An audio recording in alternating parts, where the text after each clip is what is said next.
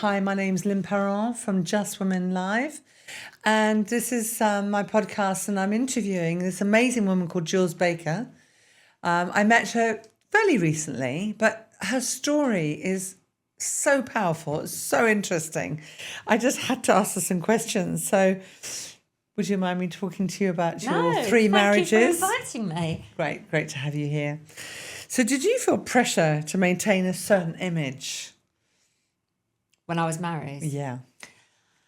I think, yes, I did. I think we all do to a certain extent. I think immaturity, being young, being impressed by kind of, my husband's all older than me, at least sort of 9 or 10 years older than me. I think that you kind of sort of surrender to their way and their lifestyle. And whilst doing that, you lose yourself. You lose your own identity.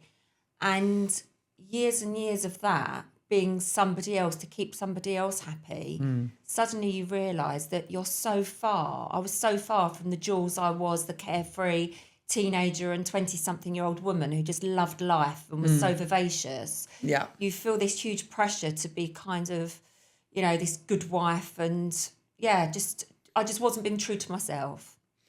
You had, I think this out of your marriages, you had one quite abusive relationship. My first marriage was physically and mentally abusive. Yeah. It was awful. He was a lot older than you. And it really does make you shrink. I mean, I'm strong. I'd say I'm quite gutsy, gritty, and I was probably the most broken I've ever been by the end of that marriage. He really did break me, and it took a long time for me to kind of build myself back up to go out into the world and want a date again and just want another relationship. But you had children by your second husband. That's right, yeah. 2 daughters. Yeah. So I met my second husband, and he wasn't physically abusive. He was, however, I'd say quite verbally and emotionally, yeah. So it was the kind of mental abuse, which I think that thousands of women are living with. And they probably would say that they wouldn't class themselves as abused women. But yeah, no, he really was. Had quite a nasty mouth. And it wasn't really until we had the baby and she was 9 months, 10 months, I kind of decided then that this marriage wasn't going to last. But you just feel so vulnerable, I think. Vulnerable and just such a failure to even admit it to my own mum and dad, you know, that the second marriage is not working. So I did stick at it until she was about 3. And then it got to the point where she was understanding and she could hear and she could understand how the way that we spoke to each other. And I thought, wasn't okay. This is not okay for a little girl to grow up and think that women can be spoken to like this. And there was just a toxic household. So that marriage ended, and I ended up being a single mum with a 3-year-old at 39. Goodness. Twice so you've divorced. got 1 or 2 children? Later on, my sister has got 3 children, and my eldest niece came to live with me as a teenager. So I've actually brought up 2 girls. Yeah. Lovely. So at what kind of turning point when you kind of realised that your life was a lie? When was it? It was after the second divorce, being a single mum. On your own? On my own, and just reflecting. I had a lot of time sat in night after night when the baby was in bed by myself, and it just gave me time to reflect, and I just realised that I'd lost myself along the way. And I'd lost, and I felt kind of sad for me. I thought back to the young, vivacious, confident woman I was, and I just felt like I was just miles away from her. And I worked on myself for a long time. What did you do? Well, it's kind of when I discovered meditation. I started off listening to podcasts. I'd never listened to podcasts. Yeah. And I started listening to podcasts, and then I found there was a lot. Dr. Jade Shetty.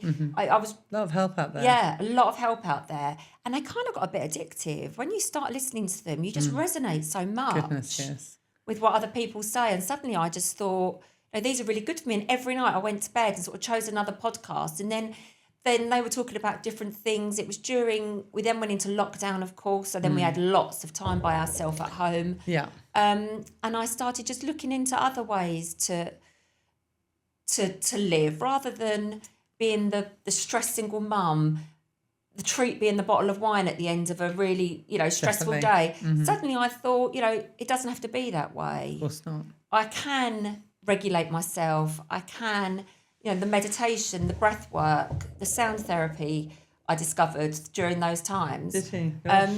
And then when we came out of lockdown and things were back to normal, I started attending sound baths and doing a lot more meditation. Quite regularly. Regularly, yeah. Amazing. Is that what you are today? Who are you today? And now? then, it brought me back, I think, to probably I know it's a bit of a buzzword at the moment, but, being your authentic self. But it really did, suddenly. Yeah, it's important. I mean, your marriages, were they in the media? Were you in the media at all with anything? Well, I was. My first husband one. was, he So was that was would quite be well good for you. known. So, So it would be good for you, really. So your wasn't- name was splashed around. Yeah. A bit. So just to get And to that everyone calm. knows the ins and outs of your life. It's just not pleasant, is it? Yeah. Jules, I know this is going to be painful, but I know authenticity is so important here, and I know women would really like to hear, because I think a lot of people can resonate with this. But can you tell me one thing from your first husband, at what level of abuse he inflicted on you? And Yeah, I mean, it starts off small things. It always starts off verbally. Okay. It's just mental abuse, verbal abuse. But in the end, just before I left, he bit my face in an argument, and he also dragged me by the hair off the sofa and was trying to drag me to the front door to get me out. And I left that night. I fled the house that night in London, yeah. I ran down the street. I got into a black cab. Fortunately, I had my flat that I'd had since I was single, and I didn't have any tenants in it at the time. And I just went back there, and I was so exhausted. I remember turning off the mobile phone, unplugging the home phone, and just literally slept for about 36 hours. gosh, Because I just, unbelievable. your nervous system is so shot. You're so dysregulated. You're in fight and flight. I mean, it's just exhausting. Totally fight and flight. Exhausting living like that. But amazing that you had a safe place. Lucky. Other people don't have Lucky safe that places. I did, because a lot of ladies don't. Yeah. And your second husband? And my second husband was just very verbally abusive. I remember one Verbal and mental. that cuts deep was the baby. Our daughter was about 10 days old, and he had gone to have the baby wet in the head drinks on a Sunday afternoon. He'd been out all day, and he got back at about 10 o'clock on the Sunday evening, and we had words. He was trying to pick the baby up, and he was drunk, and I was asking him not to, that he stunk a drink, and I didn't want him holding her. And I just scooped her up. I was breastfeeding her on the sofa, and I scooped her up and went to walk up the stairs to take her upstairs and put her back in her cot. And he shouted up the stairs, "Look at you, you fat ass, see you next Tuesday," as I was going up the stairs. And I was 10 days after giving birth. Yeah. And you're so vulnerable at that time, aren't you? And we have the baby blues So anyway. painful. It's such a tough painful. time. It's a tipping point. And for then that. when your husband, the man that you kind of loved and trust and thought had your back, calls you just the most appalling names, and that was awful. That was kind of unforgivable. That was the beginning of the end of the marriage. I think that bet it comment. was. It hurt. The thing with all this you've had in your past, and all this amazing thoughts and learning how to look after yourself, and basically just be that person that is a survivor, like a warrior. I mean, you must have Absolutely. survived. You're like a surviving woman. So having that break between the second and the third would have been the best part of your life. Really that's- was, and really gave me a lot of time to work on myself. Yeah, absolutely. And to work out exactly what I wanted in a true partner, the qualities that I wanted and qualities I needed. I needed somebody who was kind, who was loving, who was still very strong and very masculine and very loving, Yeah. but also very kind and very understanding. And it's funny because when I met Mark, we both knew very quickly. I mean, we didn't say to each other, we knew, but now we laugh about it and we say we both knew very quickly that we were kind of each other's persons. Kindred Yeah, spirits. we absolutely were kindred spirits, soulmates. That's so good. Yeah, You just probably met each other in your past life. yeah, absolutely. I mean, we literally are just so similar in so many ways, and for a man, he is quite sort of emotionally intelligent, Great. and he's just so kind and loving and soft and so protective and strong. You know, it's a completely different marriage. And your girlfriends? Have you kept the same girlfriends? Yeah, I lost a few friends over the years. Yeah. I think. One does. Yeah, Shedding. one does. And also I think that because I've had quite a drama-fueled life, I think that when other people had young children and stuff, I think they just thought, oh, couldn't God, cope. yeah, I just can't. Every time she rings, there's another drama. She's running. like that. Yeah. And I think that Drama-rama. yeah. And unfortunately, but you know, my true friends stuck with me. Good. And I've still got school friends, girls from school that I'm still really excellent friends with. You've got so much to give. It's amazing. And All it's- that experience that you can give to other people. It'd be fantastic. Yeah, absolutely. And Can't I wait to hear think you. that being the mother of two girls, you know, my daughter and my niece that I brought up, I think it gives it I feel like I'm a good role model for them. They see me in definitely. a really healthy, happy, loving relationship. They see me, I'm sort of hardworking, career driven, out there starting my own business a while ago, get a complete change of career. I think that I'm kind of quite inspiring for my two girls Good. as well, which makes me feel, which is what it's all about. you Makes feel me feel good. proud. Yeah. Good. You've come a long way. Gosh, you'll be an amazing speaker at the next Just Women Live. you. Would you like to be Oh, one yeah, of I'd the love speakers to. in June? Yeah, absolutely. Fantastic. So what would you say to others?